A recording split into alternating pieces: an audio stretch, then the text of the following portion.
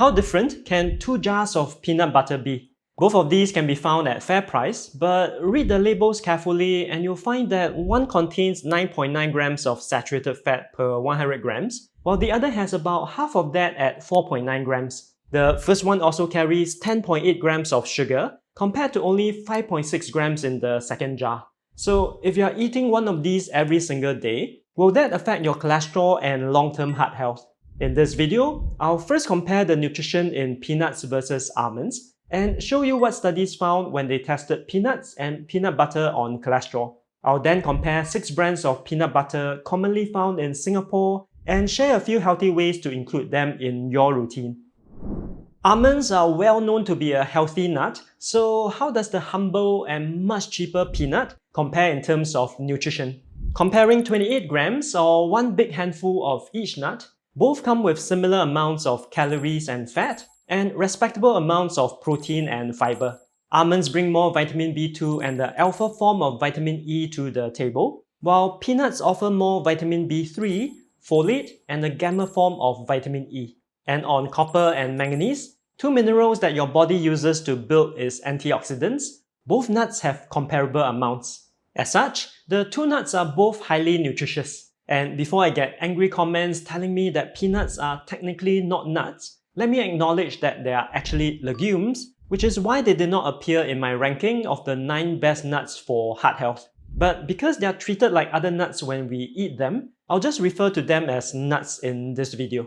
So, given the amount of positive research that has been done on almonds, how do peanuts measure up when it comes to cholesterol and heart health? To answer that, this well-designed study put 22 participants through 5 different diets, with each diet lasting 24 days. The control was a standard American diet with 16% of calories coming from saturated fat, and the other 3 diets I want to focus on cut saturated fat to 7%, but replaced it with either olive oil, peanut oil, or peanut butter. At the end of the study, the peanut butter diet finished with LDL cholesterol that was 13.9% lower than the standard American diet, with the olive oil and peanut oil diets landing in a similar range. The study showed that not all fats are the same, and when foods high in saturated fat are replaced in equal amounts by foods high in mono and polyunsaturated fats, including peanut butter, LDL cholesterol can be reduced.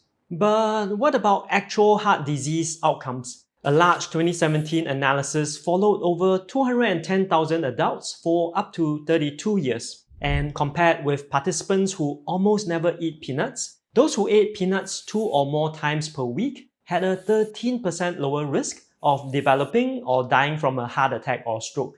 However, peanut butter eaten at the same frequency had neither a positive nor a negative effect on that same outcome.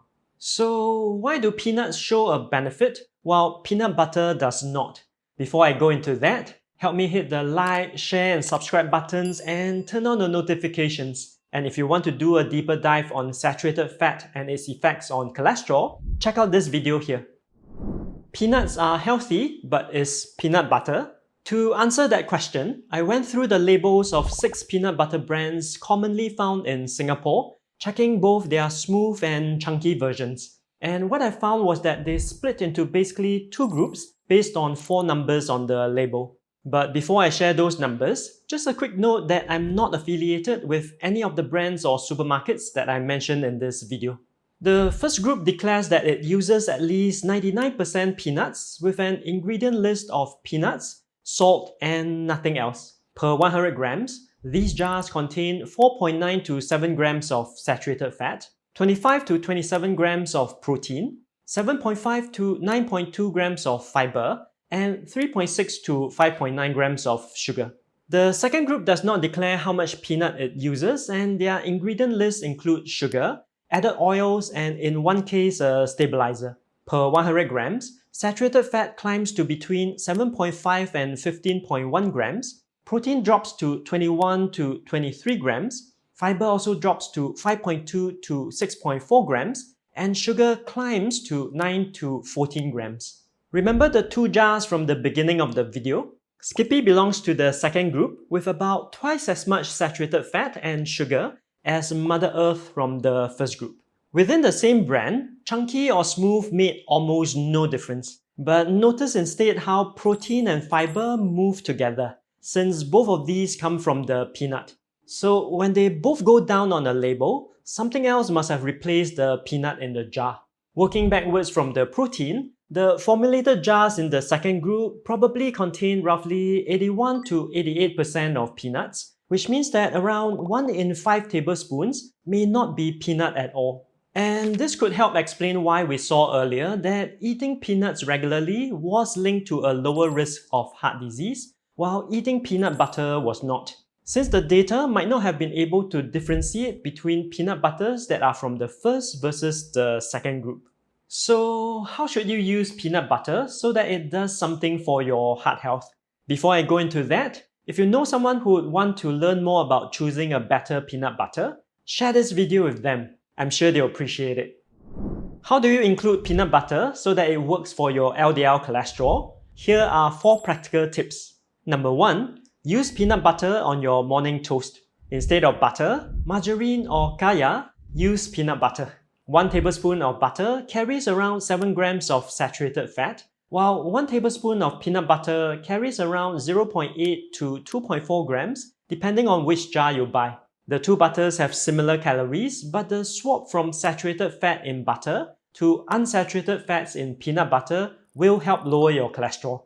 Number 2, count peanut butter towards the portfolio diet. Remember our 25-point target from the portfolio diet? 2 teaspoons of all-natural peanut butter counts as 1 point, so 1 tablespoon of peanut butter gives you 1.5 points. To get even more portfolio points, add the peanut butter to your overnight oats for a creamier texture.